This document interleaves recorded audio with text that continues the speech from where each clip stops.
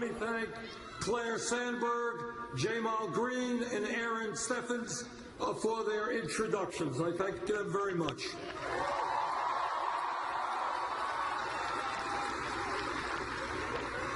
Jamal and I think and Aaron made an important point, and that is, in a sense, democracy is a pretty new idea historically. You know, we used to live in a civilization 200 years ago, 100 years ago. Kings and queens decided when there'd be a war, who would pay taxes. People had no rights. But the struggle of democracy for hundreds of years was pretty simple. It was saying that ordinary people, not just the people on top, had the right to determine the future of their nations.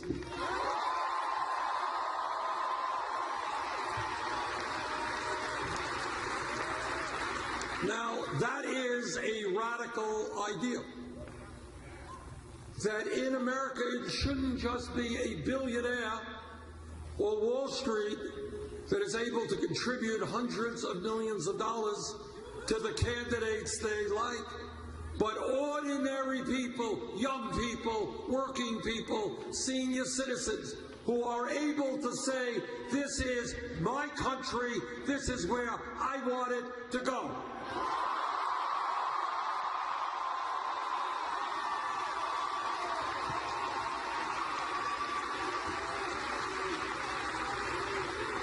Now, Aaron was right when he said that, well, there's a perception out there, which I think is becoming increasingly inaccurate, that young people are not going to be involved in the political process. What I have seen from coast to coast is that young people are standing up and they're saying, you know what, I don't want to leave school $50,000 in debt.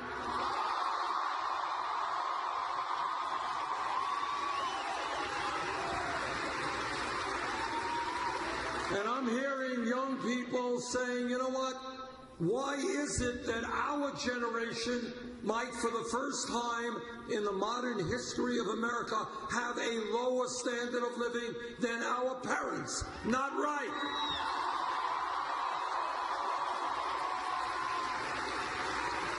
Why is it, say many young people, that after getting a good education, spending a lot of money to do it, we can't find jobs commensurate with our education?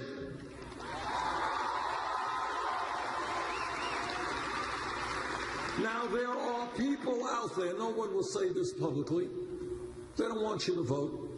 They don't want you to participate in the political process because they want to make all of the decisions for you.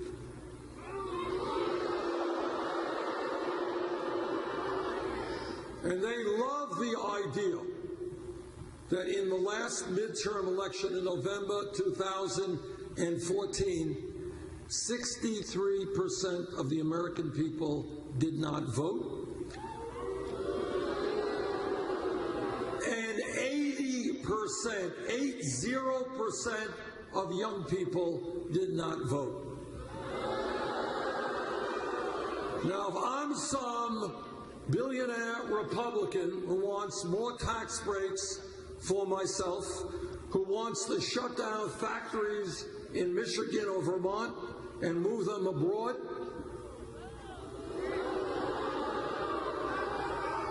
who refuses to raise the minimum wage, who wants to throw millions of people off of health care, the last thing in the world that I want is young people standing up and fighting back.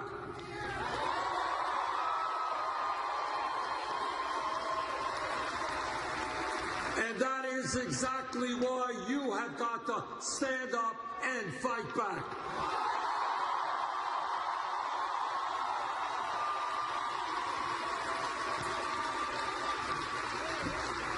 If you do not stand up for your rights, let me tell you, the billionaire class and their lobbyists and the big campaign contributors, they are not going to stand up for you. You are going to have to do it yourselves.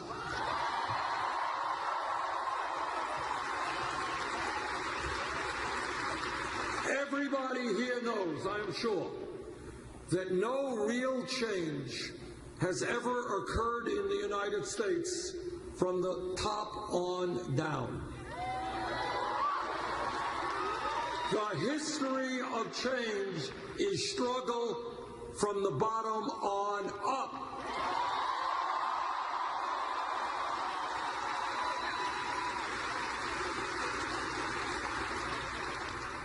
This state has one of the proudest histories of trade unionism in America.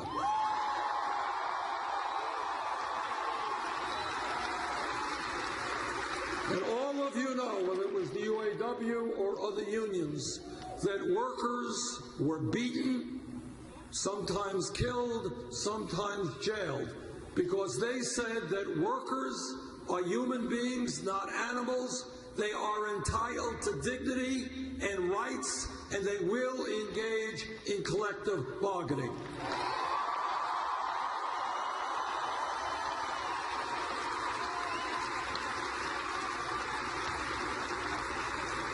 And the history of the civil rights movement over hundreds of years was African Americans and their white allies standing up under horrendous conditions, being beaten, being jailed, being lynched all over this country, in the South and elsewhere, for saying that this country will not be based on racism, bigotry, and segregation.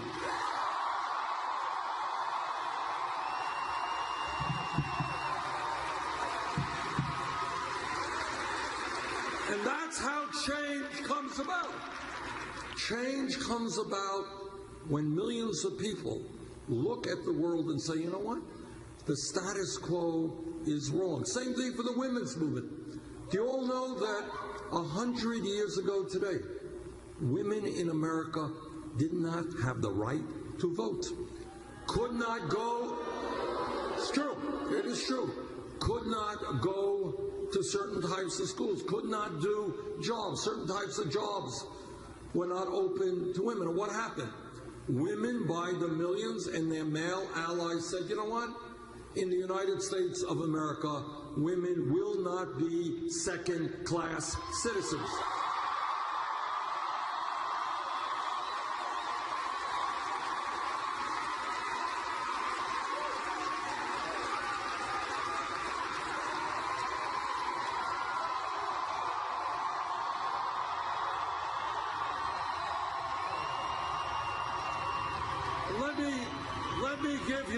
Let me give you two more very contemporary examples of how change takes place.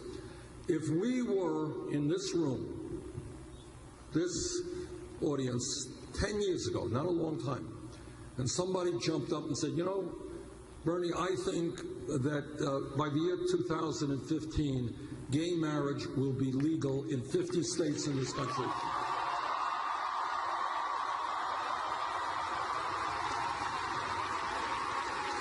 And 10 years ago, if we were in this room, the person next to them would have said, what are you smoking? You are crazy.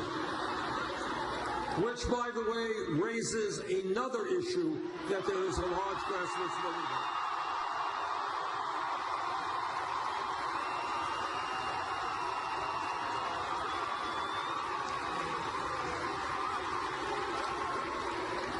But the point is here, and boy, this was a difficult struggle. Gay people, LGBT community, and their straight allies said that in America we believe that people have a right to love whoever they want, regardless of their gender.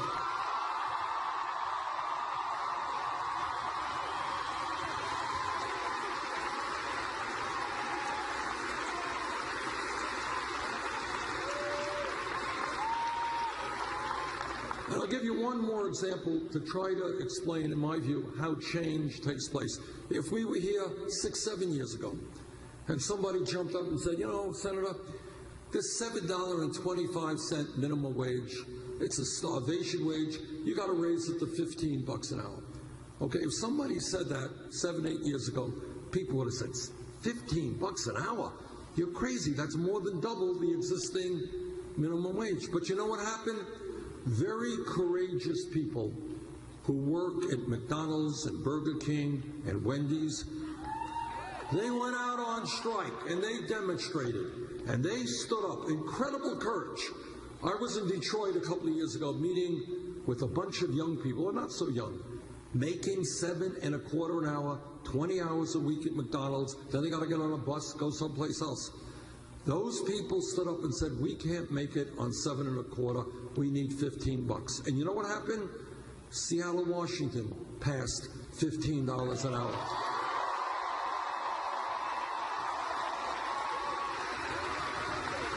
San Francisco, Los Angeles, New York.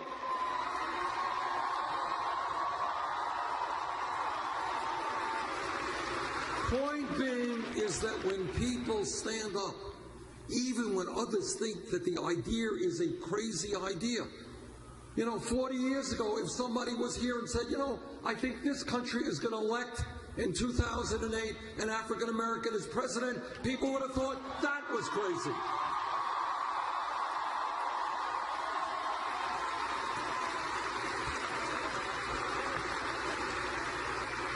Point is, that is how change takes place.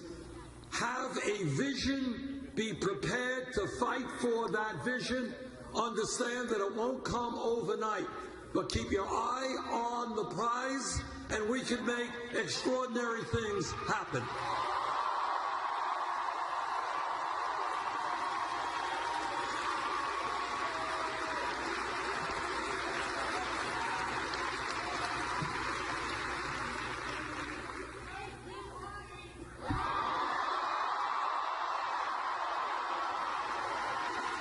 Now, our campaign started at 3% in the polls, 60, 70 points behind Secretary Clinton.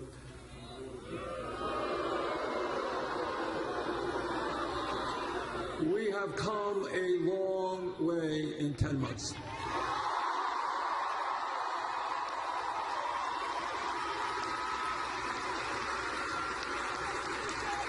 Yesterday, Super Tuesday, we won landslide victories in Minnesota and in Colorado.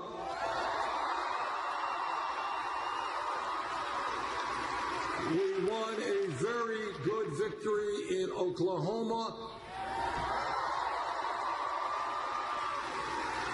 And we won by 70 points in my own state of Vermont.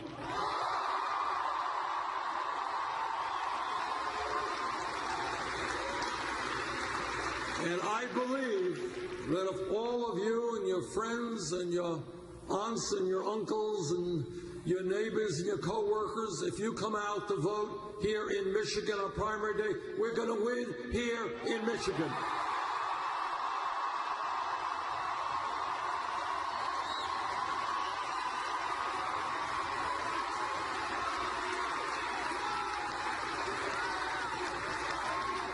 Now, the reason why our campaign is doing as well as it is pretty simple. We are listening to the people of America rather than wealthy campaign contributors.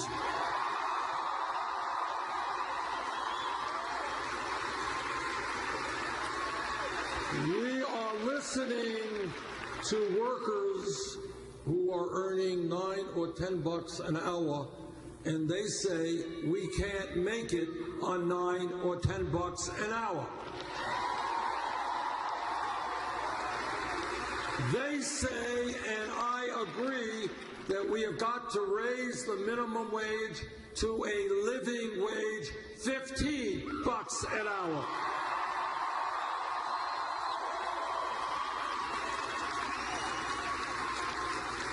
Our vision and our belief in America in the future has got to be that anyone who works 40 or 50 hours a week does not live in poverty.